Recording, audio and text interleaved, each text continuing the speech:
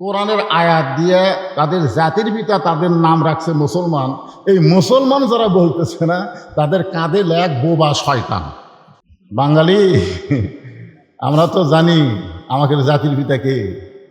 এতদিন শুনছেন জাতির পিতা, জাতির পিতা না জুতার পিতা? আল্লাহর কোরআন এখানে সাক্ষী দিচ্ছে মিল্লাত মানে জাতি। আবিকুম, তোমাদের জাতির বাপ হচ্ছে ইব্রাহিম, তোমাদের জাতির পিতার নাম হলো হযরত ইব্রাহিম।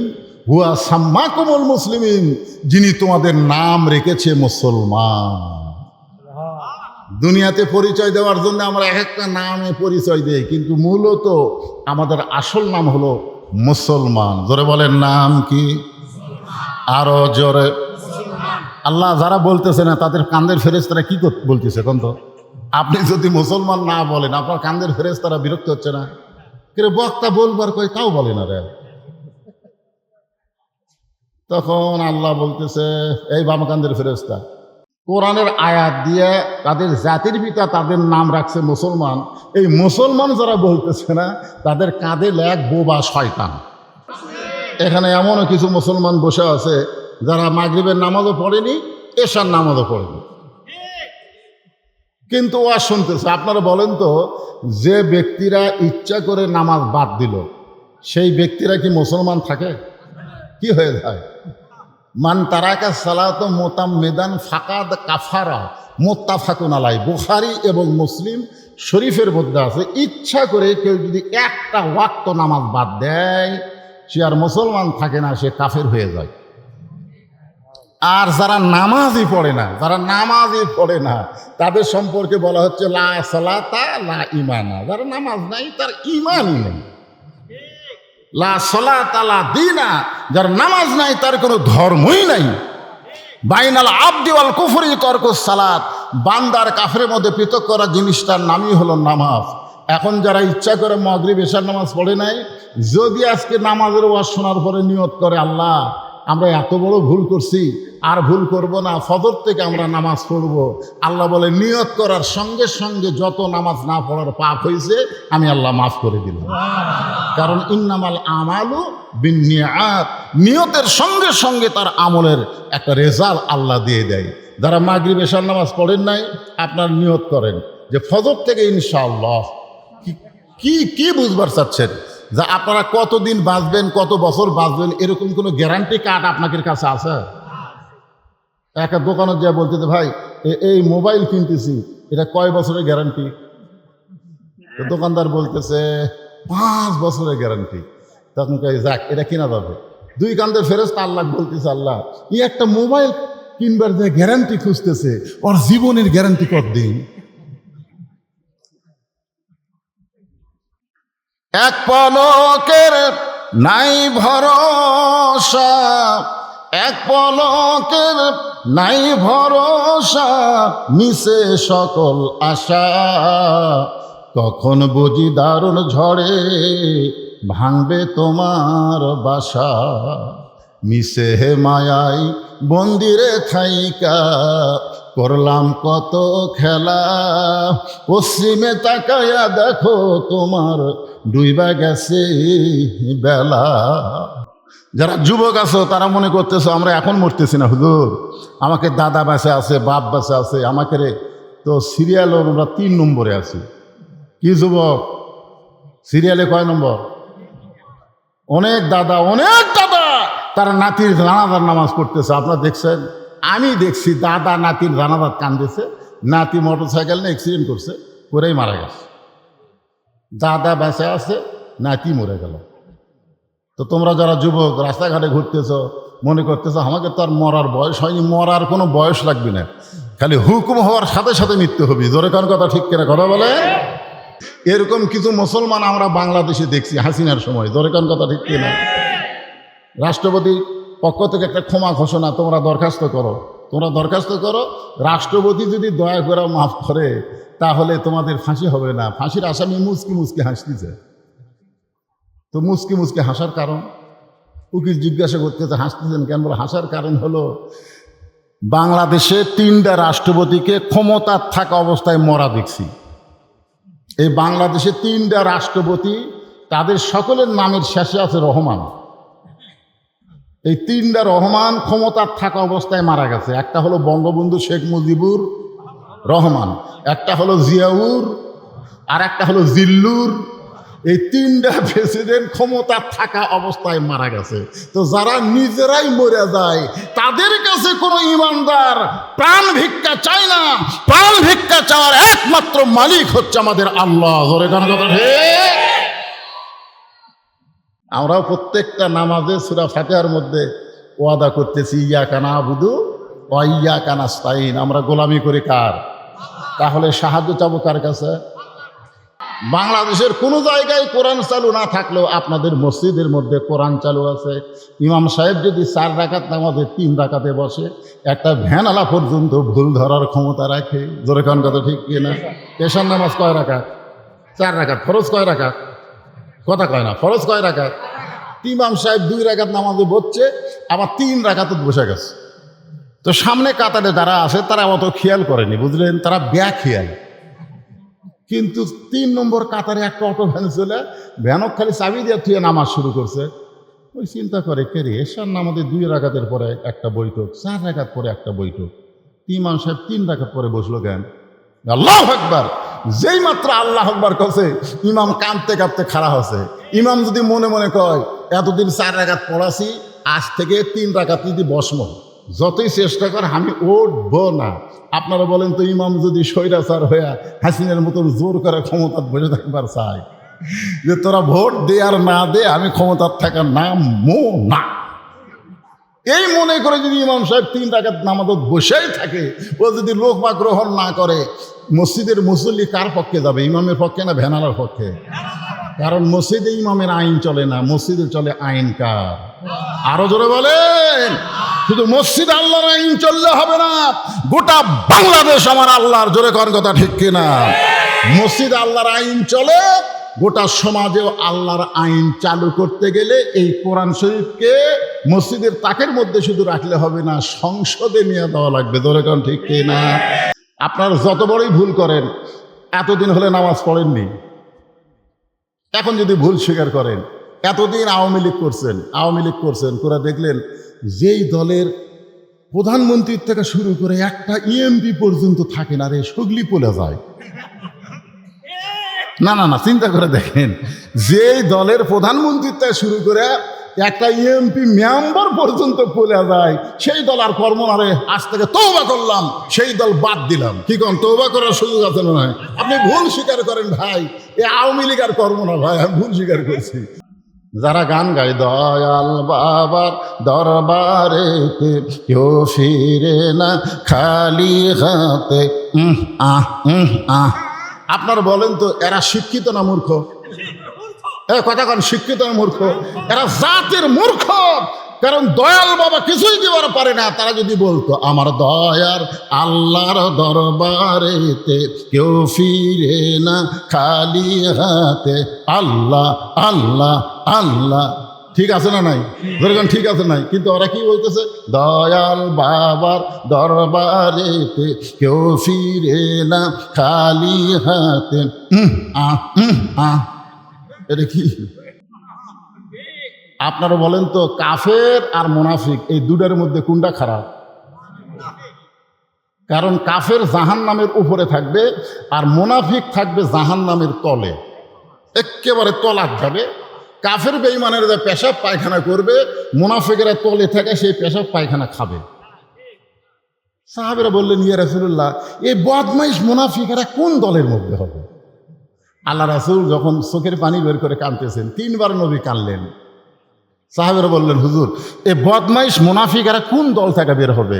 আল্লাহ রাসূল বললেন, ইহুদির মধ্যে কোনো মুনাফিক নাই, কাফিরের মধ্যে কোনো মুনাফিক নাই, হিন্দুর মধ্যে কোনো মুনাফিক নাই। মুনাফিকের আবাদ হবে মুসলমানের ভিতরে। চিন্তা করছেন? আরে আমাদের ভিতরে এই মুনাফিকের আবাদ হচ্ছে। যারা বাংলাদেশে মানুষের আইন চায়, আল্লাহর কোরআনের আইন চায় না। এই যে আব্দুল্লাহ ইবনে উবাইয়ের গল্প শুনলেন না? কি বললো? নবীর পাশে 5 ওয়াক্ত নামাজ পড়ছে, রোজা করছে, দান করছে, এরপরও জাহান্নামের তলদেশে তার জায়গা হবে। কারণ নবীকে সে নবী মানছে, কিন্তু নেতা মানে নাই। নবীকে নবী মানছে, নবীর প্রতি দরুদ পড়ি, নবীরে সালাম করি মসজিদের ভিতরে, কিন্তু নবীর সমাজ গড়ার কাজে যাদের দ্বন্দ্ব মনে বাজে তারাই হলো মুনাফিক। ওমর ফারুক চক্ষু লাল করে বলতেছে, রাখাল তুমি আমাকে মুনাফিক বলার সাহস কেমনে পাইলা? রাখাল বলতেছে, এত রাগ করো কেন? রাখালকে আর হযরত ওমরকে চেনে নাকি? চেনে না, যার কারণে বলতেছে মিয়া এত রাগ করো কেন? আল্লাহ কোরআনে বলেছেন, লিমা তাকুলু মা লা তাফআলুন। আল্লাহু আকবার। তুমি সত্যি করে দেখো তো তোমার মুখের সাথে মনের মিল আছে? রাখাল হযরত ওমরকে বলতেছে, তুমি একটু খেয়াল করে দেখো তো তোমার মুখের সাথে মনের মিল আছে? একটু খেয়াল করে দেখো। তুমি যখন আমাকে রাখাল বললা, তোমার মন ভাবতেছে আমি হলাম রাখাল, আমি উটের মালিক না। উটের মালিক যদি আমাকে বিশ্বাস করতে তাহলে তুমি আমাকে রাখাল বলতে না। যখন আমাকে রাখাল বলেছ তখন তোমার মন বলতেছে আমি উটের মালিক না। আর মালিক বাদ দিয়ে কেউ যদি রাখালের কাছে আল্লাহর হস্তেও চায়, রাখাল দিবার পারবে না। অনেকে বলে না হুজুর আমার কোনো টেনশন নাই, হুজুর আমি পীর ধরছি, হুজুর পীর ধরছে, রাখাল ধরছে। ধরে কারণ কি ধরছে? আমাকে একজন ধরছিল, হাতের মধ্যে এসে 100 টাকা দিয়ে কয় হুজুর দোয়া করেন। চকচকা টাকা পরে থুয়া বলি কি দোয়া বাবা? বলে হুজুর আমার বইয়ের পরে বাচ্চা আছে, আল্লাহ যেন একটা পুত্র দেয়। আমি তখন পকেটের তার 200 টাকা বের করে দিয়ে দিলাম।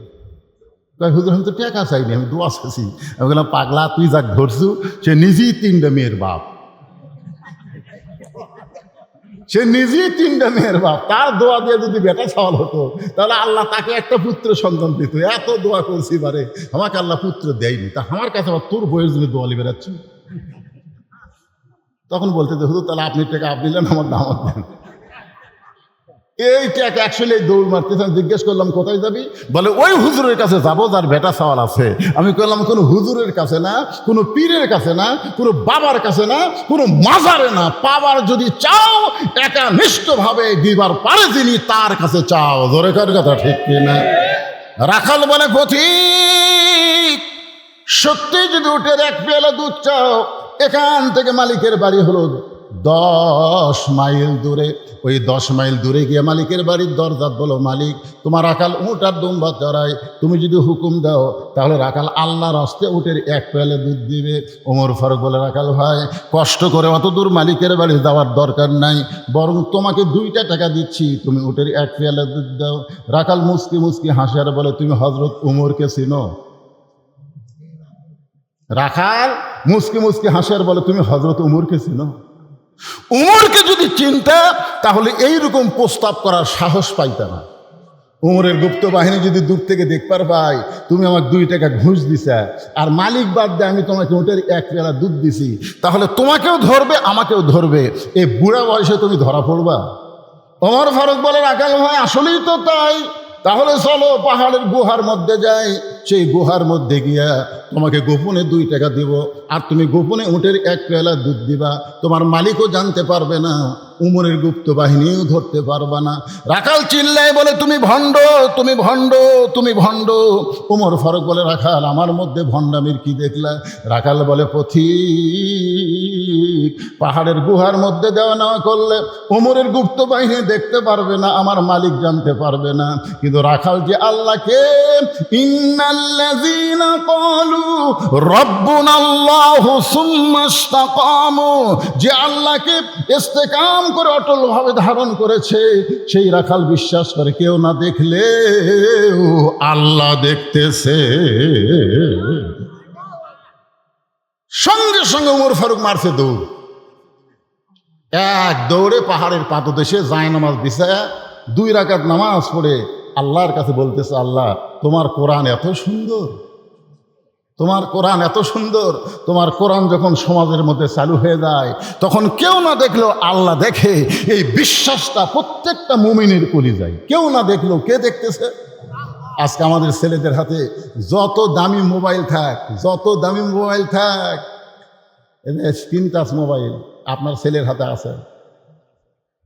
যখন দরজা জানলা বন্ধ হয়ে যায়, রাত যখন গভীর হয়, তখন মনে করে বাপ মাও তো ঘুমিয়ে গেছে, দরজা জানলা সব বন্ধ, এই সুযোগে আমি দেখিবে, এই সুযোগে আমি দেখি, কেউ দেখতে পাচ্ছে না তো। কিন্তু আল্লাহর কোরআন যখন চালু হবে, তখন কেউ না দেখলেও আল্লাহ দেখতেছে, এই বিশ্বাস তার কলিজায় আসবে। তার কাছে মোবাইল থাকবে, তার কাছে সব কিছু থাকবে, যেটা বৈধ সেটা করবে, যেটা হারাম সেটা করবে না। মা আতাকুমুর রাসূলু ফাখুযুহু ওয়া মা নাহাকুম আনহু ফান্তাহু। জোরে কোন ঠিক কি না? ওমর ফারুক পাহাড়ের পাদদেশে 2 রাকাত নামাজ পড়ে আল্লাহর কাছে শুকরিয়া করতেছে, আল্লাহ তোমার কোরআন এত সুন্দর, আজকে রাখালকে দেখি নাই, রাখালের ভিতরে আল্লাহ তোমার কোরআন দেখতে পাই। আল্লাহ তোমার কোরআন এত সুন্দর, তোমার কোরআন যখন চালু থাকে দুনিয়ায়, কেউ না দেখলেও আল্লাহ দেখতেছে। এই বিশ্বাস রাখালের কলিজা। রাখাল ওমর ফারুকের পিছনে এসে বলতেছে, পথিক যতই কান্দো উটের দুধ আমি দিবার পারলাম না। ভাই মনোযোগ দিয়ে শুনবেন, যতই কান্দো উটের দুধ দিবার পারলাম না। ওমর ফারুক বললেন, রাখাল ভাই, উটের দুধের দরকার আমার নাই, উটের দুধের দরকার আমার নাই। আমি শুধু তোমার কাছে জানতে চাই, তুমি না দেখা আল্লাহকে কলিজার মধ্যে জায়গা দিয়ে তুমি যে আল্লাহর কোরআন অনুযায়ী চলতেছো, এর বিনিময়ে তোমার চাহিদা কি? আপনারা বলেন তো, যে বাংলাদেশে আল্লাহর কোরআন চালু হোক, আর কোরআন চালু করতে গিয়া এই হাসিনার সময় যারা কোরআনের পক্ষে ছিল, কোরআনের আন্দোলন করেছে, তাদের অধিকাংশকে জেলের মধ্যে ঢুকাইছে। কোরআনের আন্দোলন যারা করেছে, বাংলাদেশে যারা কোরআনে আল্লাহর আইন চায়, তাদেরকে ঘর থেকে বার হবার দেয়নি। সুন্দর বাড়িতেও তারা থাকতে পারে না, আলুর বাগুনের মধ্যে ঘুম পাড়ছে। ধরে কোন কথা ঠিক কথা বলেন। এখন চিন্তা করে দেখেন, উমর ফারুক বলতেছে, রাখাল ভাই, ওই না দেখা আল্লাহকে কলিজার মধ্যে জায়গা দিয়া আল্লাহর কোরআন অনুযায়ী তুমি চলতেছো, এর বিনিময়ে তোমার চাহিদা কি? তুমি কি চাও? কারণ তোমার তো ভালো চাকরি নাই, তুমি রোদের মধ্যে উর্দুম্বার রাখালি করো, তোমার একটা ভালো বাড়ি নাই, তোমার ভালো খাওয়া নাই, এরপরেও তুমি আল্লাহর আইন কোরআন মানতেছো, এর বিনিময়ে তোমার চাহিদা কি? সঙ্গে সঙ্গে রাখাল আল্লাহর কোরআন থেকে তেলাওয়াত করলেন, রব্বানা, সকলে পড়েন, রব্বানা আতিনা ফিদ দুনিয়া হাসানাতাও ওয়া ফিল আখিরাতি হাসানা ওয়া কিনা আযাবান্নার। ওমর ফারুক বললেন, রাখাল, আমি তোমার চাহিদার কথা শুনতে চাইলাম, আর তুমি আল্লাহর কোরআনের আয়াত শুনালে। রাখাল বলে, তুমি আসলেই মূর্খ। রাসূল বলেছে, আমার পরে কেউ যদি নবী হতো, লাওকানা উমর, আল্লাহ উমরকে নবী বানাই দিত। আর সেই উমরকে রাখাল বলতে, তুমি আসলেই মূর্খ। আরে মিয়া, এই আয়াত দিয়ে আমি 2টা জিনিস চাইছি, আমার চাহিদা হলো 2টা। একটা হলো রব্বানা আতিনা ফিদ দুনিয়া হাসানা, আর একটা হলো অফিল আখিরাতে হাসানা। দুনিয়ার সৌন্দর্য হলো মহামানব হযরত উমরকে আমি এক নজর দেখতে চাই, যে উমর আল্লাহর কোরআনের আইন চালু করার কারণে আমার মতন রাখাল না দেখা আল্লাহকে কলিজার মধ্যে জায়গা দিবার পারছে। সেই হযরত উমরকে যদি খালি একটা বার জীবনে, খালি একটা বার যদি দেখতে পারিতাম, ভাই, আমার দুনিয়ার আশা আল্লাহ পুরা করত। আমার 2 নম্বর আশা হলো, আমি রাখাল যখন মরে যাব, অধম রাখালকে আল্লাহ যেন জান্নাত দেয়। সঙ্গে সঙ্গে হয়তো ওমর দৌড়ে এসে রাখালের হাতটা এরকম খস করে ধরছে, ধরেই 3টা চুমা খাবে। কয়টা চুমা? 3টা চুমা খায় বলতেছে, তোমার 2 নম্বর চাহিদা আল্লাহ পুরা করছে। 2 নম্বর চাহিদা কি? 2 নম্বর চাহিদা বুঝতেছেন না? আমি মরার পরে আল্লাহ যেন কি দেয়? জান্নাত দেয়। উমর ফারুক বললেন, তোমার 2 নম্বর চাহিদা আল্লাহ পুরা করছে। কারণ সুম্মাস্তাকামু তাতানাজ্জালু আলাইহিমুল মালাইকা আল্লা তাখাফু ওয়ালা তাহজানু ওয়া আবশিরু বিল জান্নাতিল্লাতী কুনতুম তুআদুন। তোমার কোনো ভয় নাই, তোমার কোনো চিন্তা নাই, মরার সঙ্গে সঙ্গে 8টা জান্নাত তোমাকে বরণ করে নিবে। আপনারা সবাই সুবহানাল্লাহ কইলেন, কিন্তু রাখাল সুবহানাল্লাহ কয় না। ওমর ফারুক বলতেছে, রাখাল, তোমার 2 নম্বর চাহিদা আল্লাহ পুরা করছে, মরার সাথে সাথে আল্লাহ তোমাকে জান্নাত দিয়ে দিবে। রাখাল সুবহানাল্লাহ কয় না। ওমর ফারুক বলে, রাখাল, মরার সঙ্গে সঙ্গে আল্লাহ তোমাকে জান্নাত দিবে, তুমি সুবহানাল্লাহ কও না কেন? রাখাল বলতেছে, মরার পরে আল্লাহ আমাকে জান্নাত দিবে, এটা হলো বাকি কথা, আর হযরত উমরকে দেখা এটা হলো লগত কথা। তা আমার দুনিয়ার চাহিদাই পুরো হয়নি, মরার পরে আমি জান্নাত পাবো সেইটা নিয়ে আমার এত আনন্দ নাই। কারণ আমার চাহিদাই হলো দুইটা। এক নম্বর চাহিদা হলো হযরত উমরকে আমি এক নজর দেখবো, দুই নম্বর চাহিদা হলো মরার পরে জান্নাতে যাব। তাহলে নগরটাই আমার এখন পূর্ণ হয়নি। হয়তো উমরকে যতদিন না দেখবো ততক্ষণ পর্যন্ত জান্নাতের ধান্দা আমার নাই।